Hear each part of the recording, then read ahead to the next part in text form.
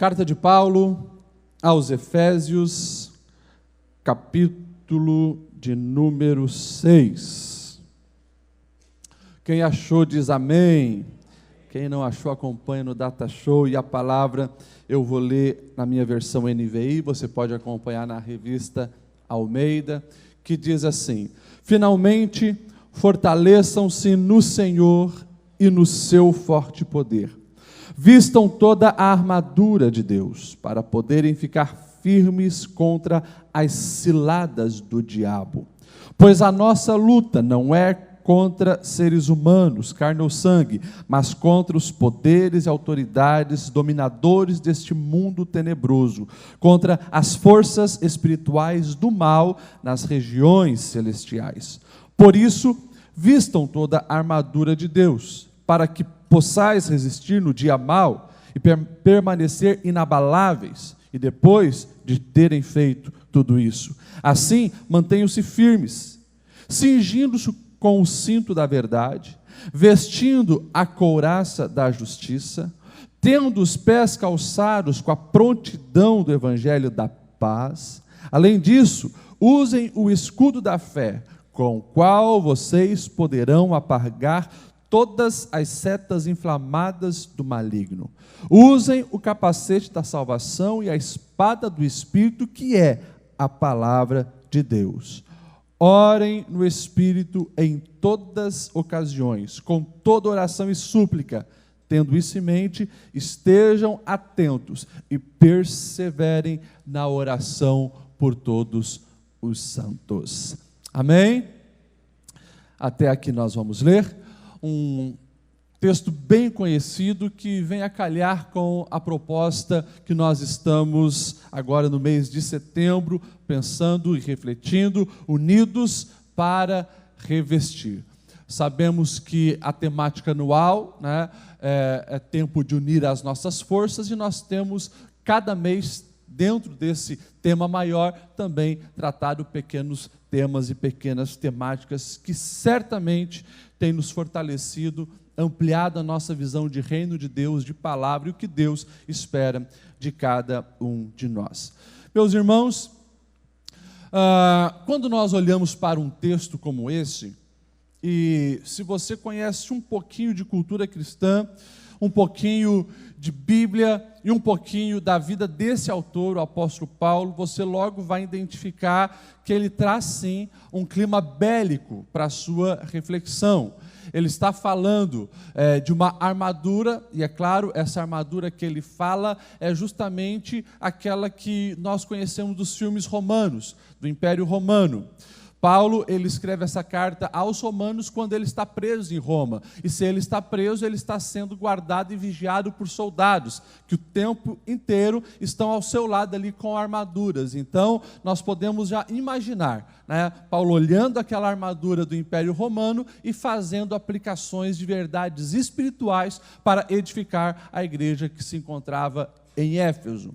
E é interessante que essa linguagem bélica é uma linguagem que nós vamos encontrar em várias passagens da palavra de Deus, nós vamos encontrar em vários registros dos pais da igreja, nós vamos encontrar em vários movimentos, inclusive de avivamento, ao decorrer da história da igreja, e chega até nós.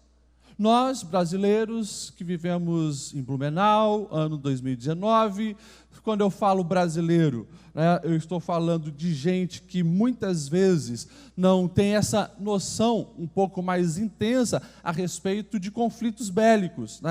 Por mais que nós vemos em guerras ideológicas e tantos outros tipos de guerra, nós não estamos aqui vendo passar na rua São Paulo nenhum tanque de guerra, nós não vemos soldados vigiando a nossa entrada e saída, e isso, quem sabe, nos afasta um pouco dessa noção constante de guerra. Quem tem a oportunidade, de vez em quando, de ir para o Oriente, você vai ver que essa realidade é bem diferente. No Oriente, aonde você entra, onde você sai, em algumas cidades, o tempo inteiro você está vendo isso. Você está vendo metralhadora ao teu lado, você está vendo canhão do teu lado, você está vendo os exércitos ali marchando, uma vigilância constante. Por quê? Estão o tempo inteiro em guerra. Algumas vezes, quando eu tive a oportunidade de ir em Israel, o Egito, a gente percebe isso, o monitoramento constante. Eles têm um file diferenciado para proteção. Muitas vezes você vai entrar numa loja, você tem que passar em detector de metal. Se você, quem sabe, vai entrar no saguão de um aeroporto, nem é lá dentro para fazer um voo no saguão, você já tem que passar tudo aquilo que você está usando, vestindo, em detector de metal. É uma realidade diferenciada. Por quê? Eles estão o tempo inteiro vivenciando essa realidade. Quando nós falamos, então, sobre isso, nós precisamos, aqui no Brasil, se esforçar um pouco para tentar entender um pouco melhor essa visão que o apóstolo Paulo está nos querendo trazer. Porque nós corremos um risco de, por não viver essa realidade, nós não entendemos também as aplicações espirituais que Paulo tenta compartilhar com a sua igreja. E muitas vezes nós nos tornamos negligentes. Nós nos tornamos dorminhocos, nós nos tornamos apáticos, nós cruzamos os braços muitas vezes para a realidade espiritual. E quem sabe você ainda não entendeu que a vida cristã não é um hotel de spa. Quem sabe você ainda não entendeu que a vida cristã é uma Disneylândia, é um Play Center, é um Beto Carreiro, que a vida cristã não é um resort. A vida cristã é guerra constante. E essa verdade precisa estar muito latente na sua alma, no seu coração, na sua mente, para que você esteja preparado. Para que você não venha negligenciar o preparo para a guerra, porque uma guerra sem preparo, uma luta sem preparo, pode ter certeza, a derrota vai acontecer. E nós vivemos em tempos onde aquilo que o olho vê, na sociedade da aparência, tem ganhado uma proporção gigantesca, e a gente vê uma geração de pessoas que cuidam muito do seu corpo. Isso é bom, não estou dizendo que é ruim. Que bom que você está mantendo essa barriga tanquinho, que bom que você está mantendo a pele maravilhosa e que está recebendo muita curtida nas suas redes sociais. Que bom, não é feio ser bonito. Se você entendeu o trocadilho, né? Agora, nós não podemos esquecer que, muito mais importante do que cuidar do nosso corpo, a gente precisa também estar fortalecidos. Oxalá que a sua alma tivesse esses músculos e essa barriga tanquinho. A gente precisa estar com a nossa alma preparada, com a nossa alma fortalecida, e não vivermos de uma maneira raquítica, não vivermos fragilizados nos campos de batalha que nós estamos entrando constantemente. Paulo, então, que viveu por uns 2, quem sabe até 3 anos ali na cidade de Éfeso, agora ele está anos depois preso em Roma, e ele faz questão de escrever essa carta àquela igreja. E a carta a gente pode fazer aqui pelo menos 3 divisões. Primeira divisão, ele enfatiza o privilégio da igreja, o privilégio de ser cristão, o privilégio de poder cantar, né? Oh, impressionante o amor de Deus que me resgatou. Eu era a 100ª ovelha perdida e foi lá. Ele diz, celebre mesmo, porque isso é um privilégio. Agora, vocês precisam entender uma verdade. Todo privilégio vem acompanhado de responsabilidade. Fala para quem está do seu lado isso, todo privilégio vem acompanhado de responsabilidade.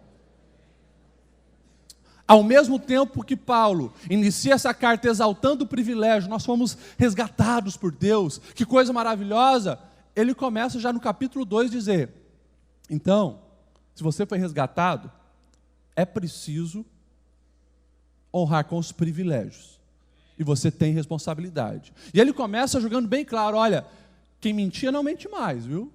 Quem roubava não roube mais.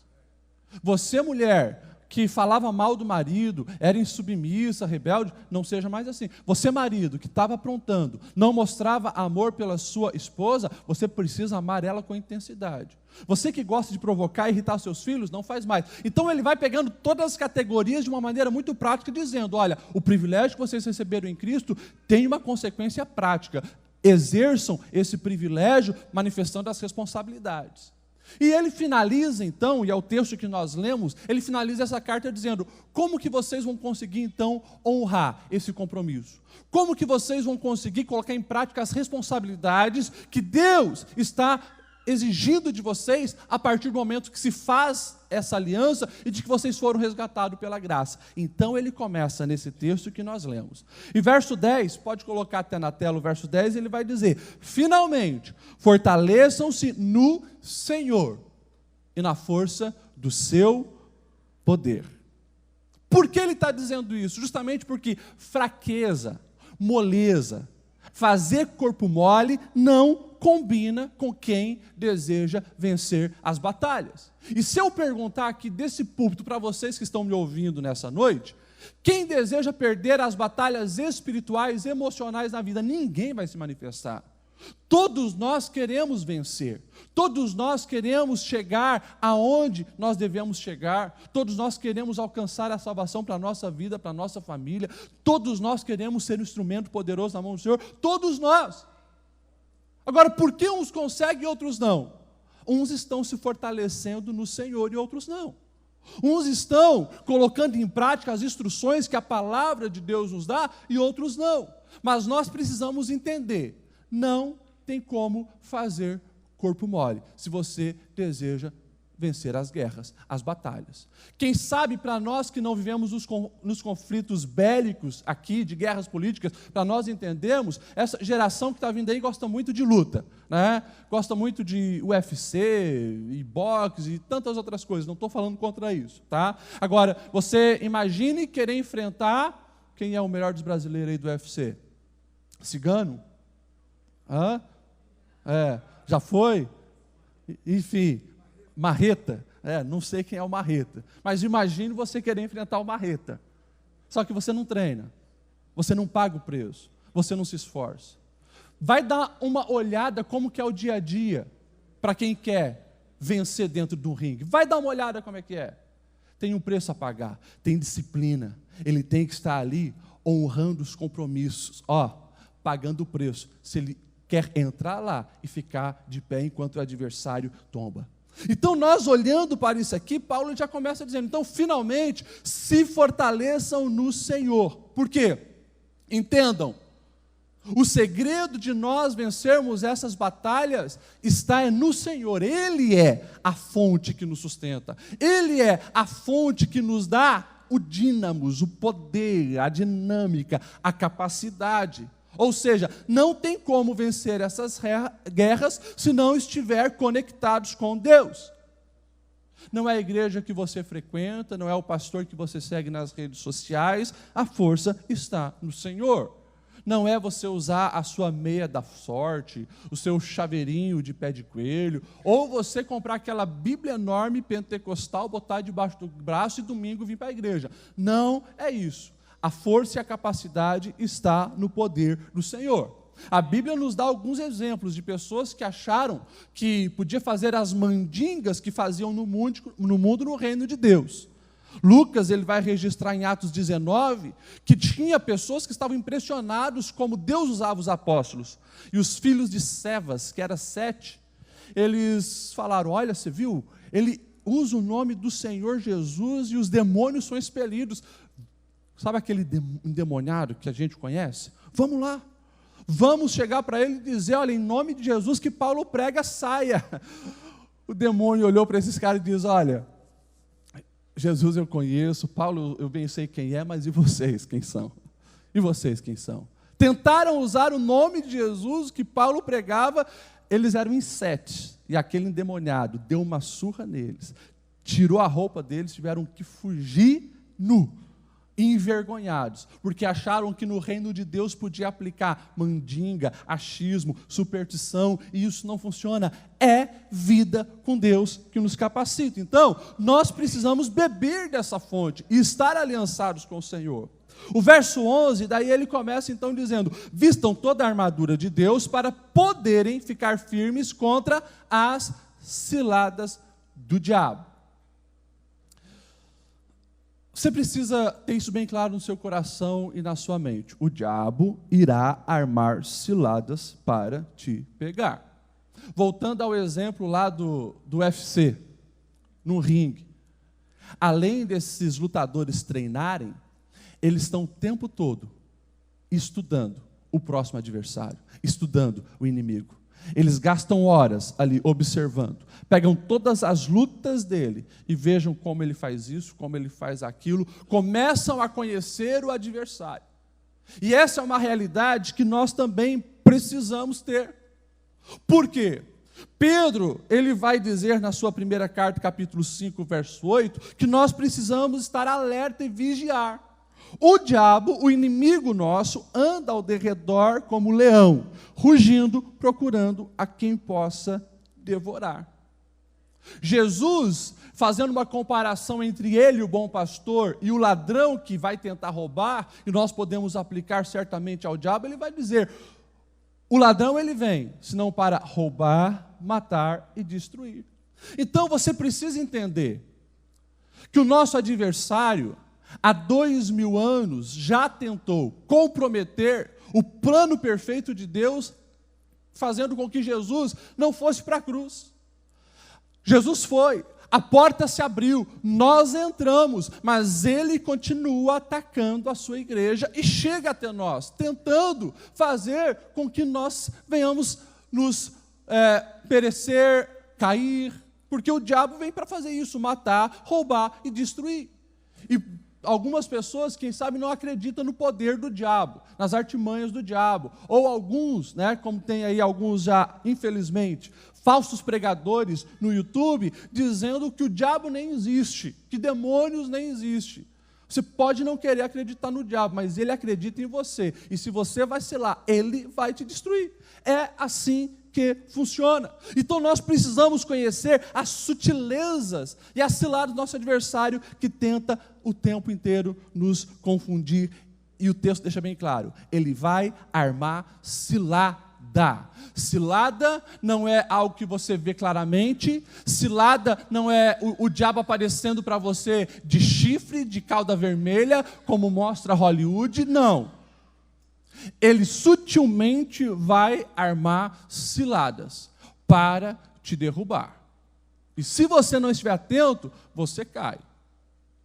Semana passada, com um pastor, eu chorei com uma pessoa, que era nossa aqui. E a confissão dele era: pastor, eu não imaginava que no meu primeiro ano de casado, nós enfrentaríamos o adultério. Mas então foi algo repentino? Não foi algo repentino, foi cilada. Ele se entristeceu com algumas coisas da igreja, com alguns irmãos, não vou mais. O amigo chamou para ir de novo para os barzinhos, tomar cerveja, e foi. Não recebe a fonte de poder, abre o coração para fontes perversas. E numa dessas, saindo do barzinho, encontrou umas moças bonitas, que deram bola para ele, que andava de carrão, e você sabe o que isso resultou. Daí está ali. Depois que caiu na cilada, o remorso, o arrependimento, mas começa a enxergar que o diabo veio minando, já há muito tempo. É uma palavra, é um olhar, é um WhatsApp, é uma curtida, é uma coisa aparentemente pequena, que vai comprometendo a tua ligação e a cilada está arquitetada. Esses dias, alguém me mandou desses videozinhos aí de internet, Eu gosto muito dessa questão de animais, e era como que eles pegavam javalis selvagens. A paciência dos caçadores. Eles colocavam alimentos durante um dia naquele lugar. Os javali iam lá e comiam. Segundo dia, os javali iam lá e comiam. Terceiro dia. No terceiro dia, eles colocavam um lado de uma grade, no meio de árvores. Mais 3 dias, só um lado da grade. Os javalis iam, comiam. Passou 3 dias, os javalis se acostumaram com aquela grade. A segunda parte da grade. Os javalis entram, comem. Passa 3 dias, a terceira parte. E eles vão cercando aquele local. E depois de dias, os javalis não percebem, eles estão já no meio, e quando eles estão ali se alimentando, eles finalmente fecham a última grade, não tem mais como escapar, não tem para onde fugir. É desse jeito que o adversário vai minando, tentando comprometer a sua vida espiritual, a sua fé, o seu casamento, a sua vida profissional, e quando você menos espera, você cai. O verso 11 então diz: vistam toda a armadura de Deus, para poder ficar firmes contra as ciladas do diabo. E o verso 13 diz: por isso, vistam toda a armadura de Deus, para que possam resistir o dia mau e permanecerem inabaláveis depois de terem feito tudo. Ou seja, está bem claro, o texto está bem claro e direto. Só consegue vencer, superar as astutas ciladas do diabo quem veste a armadura de Deus. Não tem outro meio. E o texto deixa bem claro: vai ter dia mau, vai ter cilada, vai ter ataque contra você. Não seja ingênuo, vai ter. O próprio Jesus, enquanto esteve aqui, disse: no mundo tereis aflições. Mas claro, não desanime, tem de bom ânimo, porque eu venci o mundo. E nós precisamos entender que Paulo não foi apenas porque ele estava vendo um soldado que ele teve essa ideia. Ali ele estava sendo inspirado por Deus. E ele começa a perceber que todos os acessórios daquela armadura dos soldados romanos tinham uma importância muito significativa. Nada daquilo ali poderia ser negligenciado. E daí então ele começa a falar dessa armadura, e aqui eu caminho para o final, para a gente orar e ir abençoado para a nossa casa, mas com alerta sobre vigilância.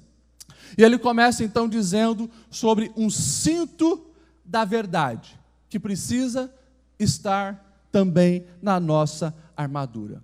Esse cinto não era tão diferente do cinto que nós usamos hoje, para dar firmeza à nossa roupa. Aquele cinto, claro, além de dar firmeza à roupa do soldado, também era onde colocava-se ali a espada para descansar, era onde se prendia um cantil.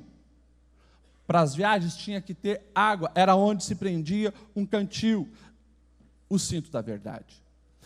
E essa palavra precisa ficar impregnada na tua mente e no coração, porque você não pode e não vai conseguir vencer as ciladas do diabo se a verdade não fizer parte da sua vida e da sua caminhada.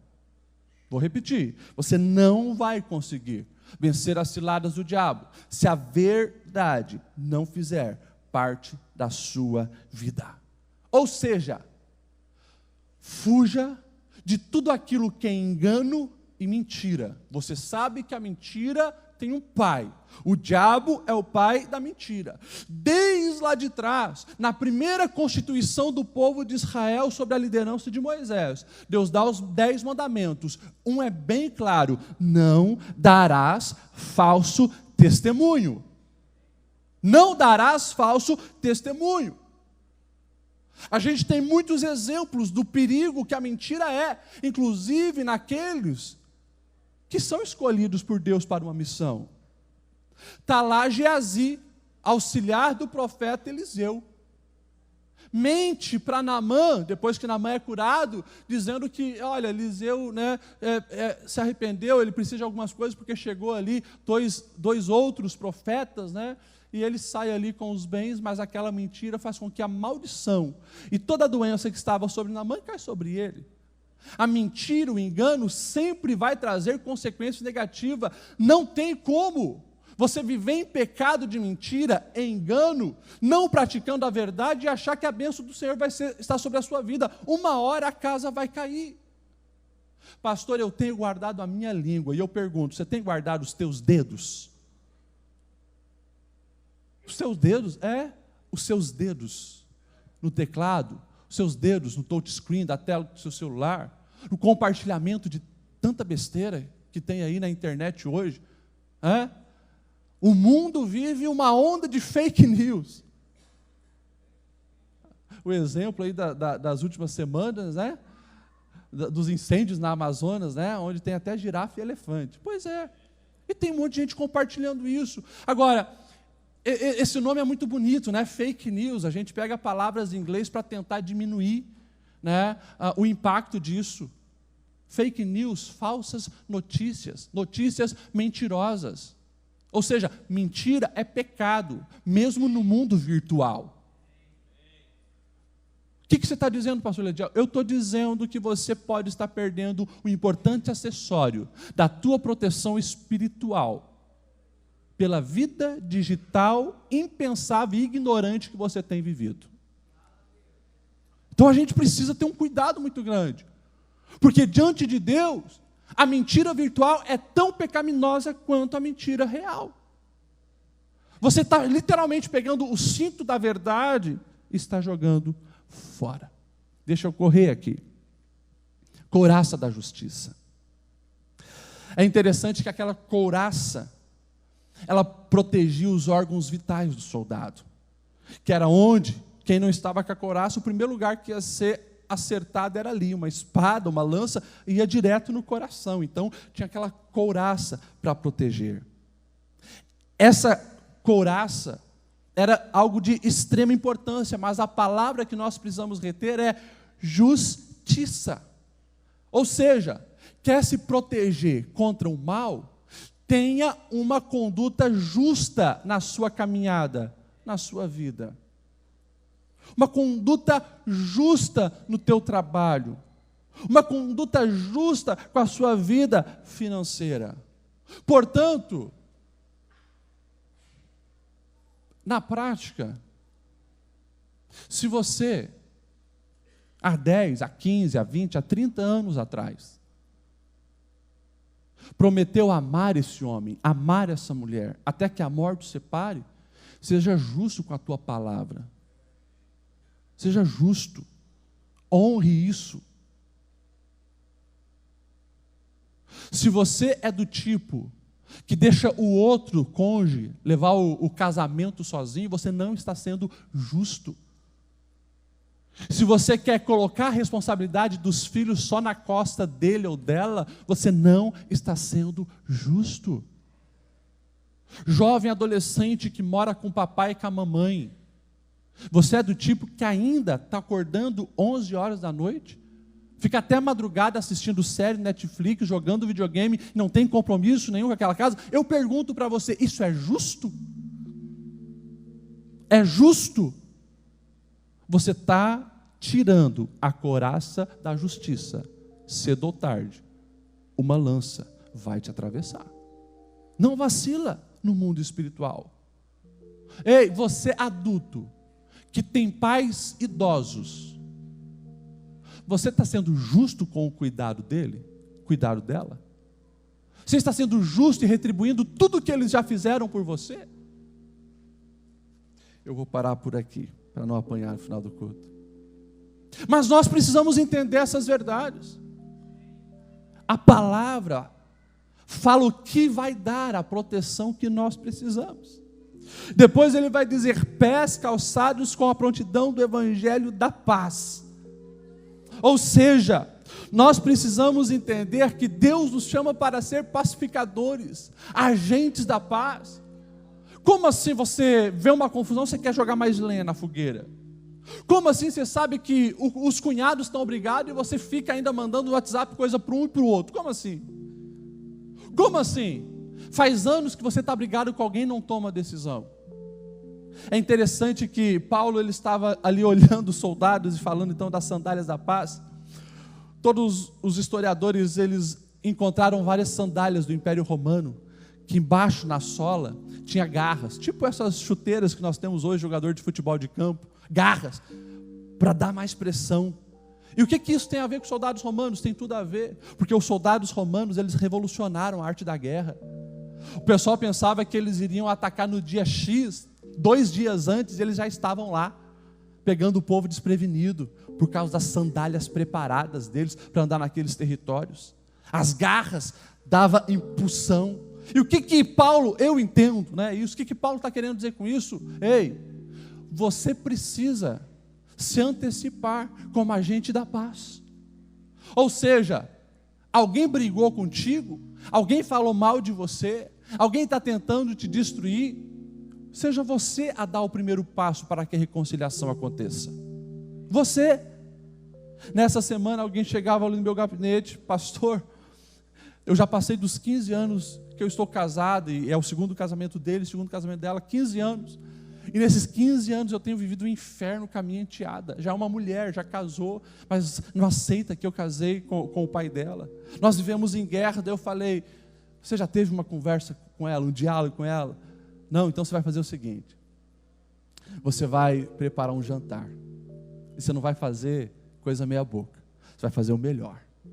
Você vai ornamentar a mesa como você estivesse recebendo a sua melhor amiga. Faz isso. E ela disse que ia fazer. Mas é isso que nós precisamos fazer e reagir dessa maneira.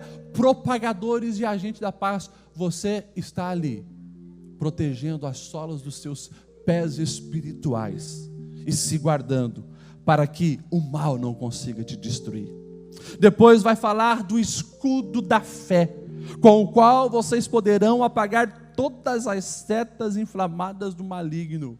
E esse escudo não é aquele que você vê, quem sabe, em filme de gladiadores, né? Em forma circular, uma coisa pequena. Não. Os escudos do exército romano eram de 1,20 m de altura, quadradão, onde eles faziam aquela proteção tartaruga para atacar os inimigos.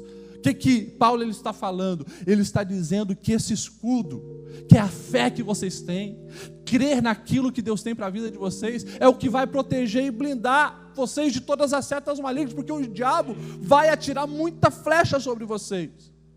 Na prática, podemos aqui falar de algumas coisas que têm destruído o potencial do povo de Deus em agir e reagir contra o mal. Sentimentos de inferioridade dentro da igreja. Pessoas se esquecendo que Cristo já morreu por elas, que Deus enviou o seu Filho único para morrer e mostrar o quanto você tem valor.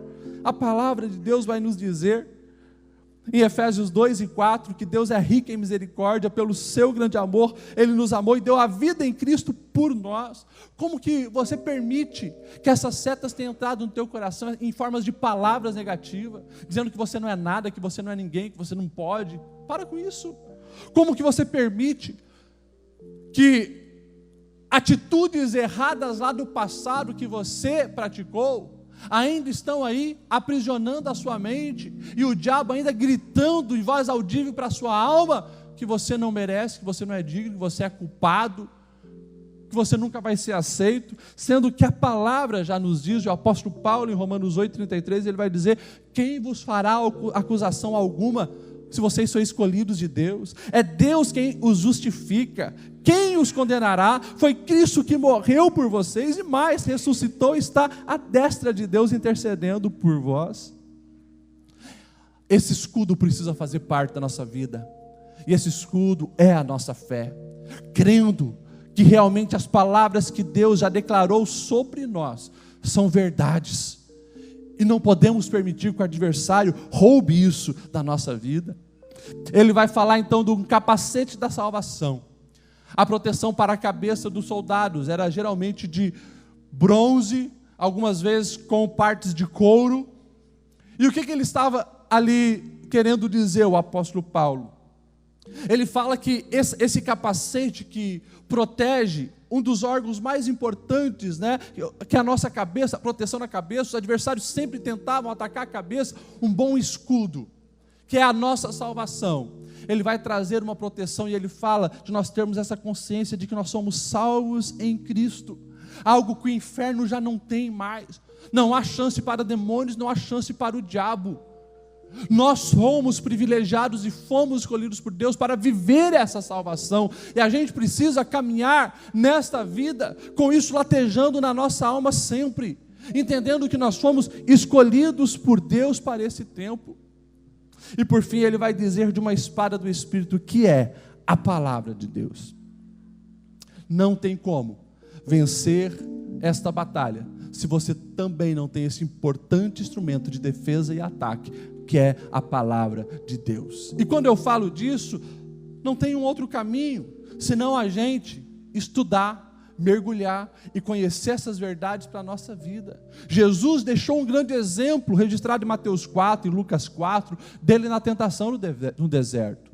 O adversário vai tentar comprometer a identidade de Jesus. Se tu és filho de Deus, façam com que essas pedras se transformem em pão. E daí o Senhor vai dizer, olha, está escrito, nem só de pão viverá o homem. Se tu és filho de Deus, atira-te daqui para baixo, porque está escrito que aos anjos dará ordens para te socorrer.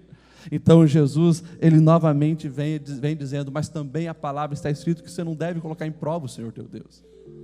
Por fim o adversário vem com uma outra proposta, dizendo, se prostrado me adorares, te darei todos os reinos. Então, retira-te, Satanás, disse Jesus, pois está escrito, adore o Senhor teu Deus, e só a Ele preste culto. Palavra, a gente precisa voltar à palavra, amar a palavra, estudar a palavra, memorizar a palavra, ter a palavra no nosso coração. E por fim, então, Paulo finaliza no verso 18, dizendo, orem no Espírito em todas as ocasiões. Verso 18. Com toda oração e súplica, tendo isso em mente, estejam atentos e perseverem na oração por todos os santos. Que bom que você, quando foi atacado naquela área, você estava em oração. Que bom. Mas você precisa continuar orando, porque o teu adversário não vai cruzar os braços. Não, pastor, mas o meu filho agora casou e agora ele está acertando na vida. Pois é, as setas vão continuar sobre ele. Não, mas eu já estou com 30 anos de casado. Não tem problema. As setas vão tentar ainda vir sobre você para destruir o teu casamento. Você precisa se guardar, você precisa se proteger. E a oração é extremamente importante para manter a conexão com o general. É preciso estar com a armadura, mas é a oração que faz essa ligação. E o texto deixa bem claro, é em todo tempo. Não dá de negligenciar. Nós estamos em guerra. Não dá para abaixar a guarda. Não dá, escute isso, não dá para passar um dia sem meditarmos na palavra, estarmos em conexão com os céus na oração. Não dá. Não dá para um dia você agir de maneira injusta. Não dá. Não dá para você perder a fé. É tudo que você tem. Vigiai. Esteja atento, porque o nosso adversário continua como leão, rugindo ao nosso redor, procurando quem possa tragar. O que eu devo fazer, pastor Lediel? Tiago, ele vai nos lembrar que nós precisamos nos submeter a Deus, a palavra de Deus, resistir ao diabo, porque ele fugirá de nós. Se coloque em pé nessa noite.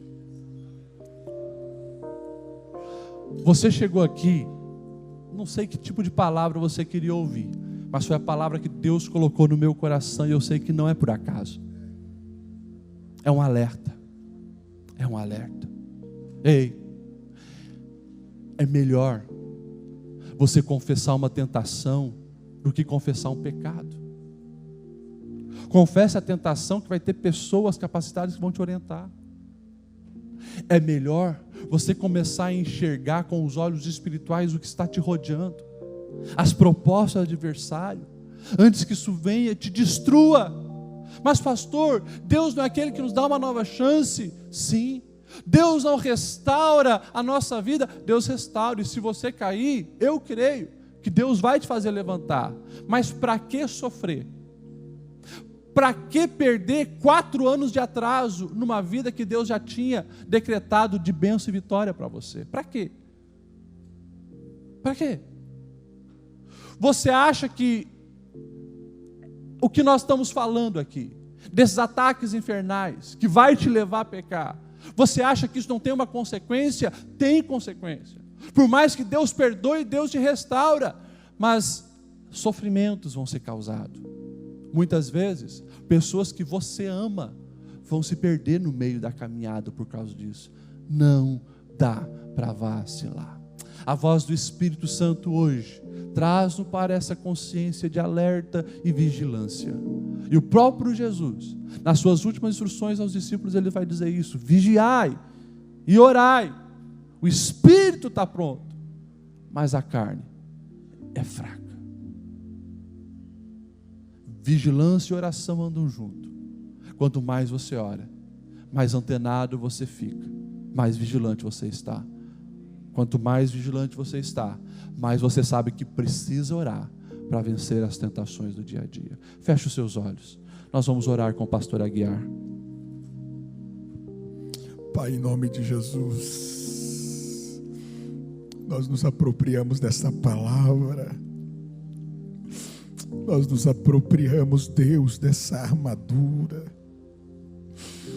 Se porventura, Deus, algum coração esta noite adentrou aqui displicente, desatencioso, invigilante, que o teu Espírito desperte agora em nome de Jesus.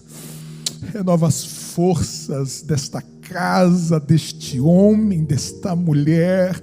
Renova, Senhor, as forças desta igreja diante desta batalha espiritual. Ó Deus, que possamos nos apropriar de cada peça dessa armadura. Deus, que haja livramento de morte espiritual sobre nós, que haja livramento de derrotas nossa nesta guerra. Em nome de Jesus, nós nos posicionamos em Cristo diante desse enfrentamento. Que haja lucidez no nosso entendimento, que haja sensibilidade, que haja discernimento em todos nós, diante do nosso papel, da nossa responsabilidade e da nossa vigilância diante de tudo isso. Pai, nós te agradecemos, porque essa armadura está ao nosso alcance. Bendito seja o nome do Senhor. Que esta casa, este casamento, esta família, este irmão e essa irmã viva a plenitude dessa capacitação espiritual, em nome de Jesus, em nome de Jesus.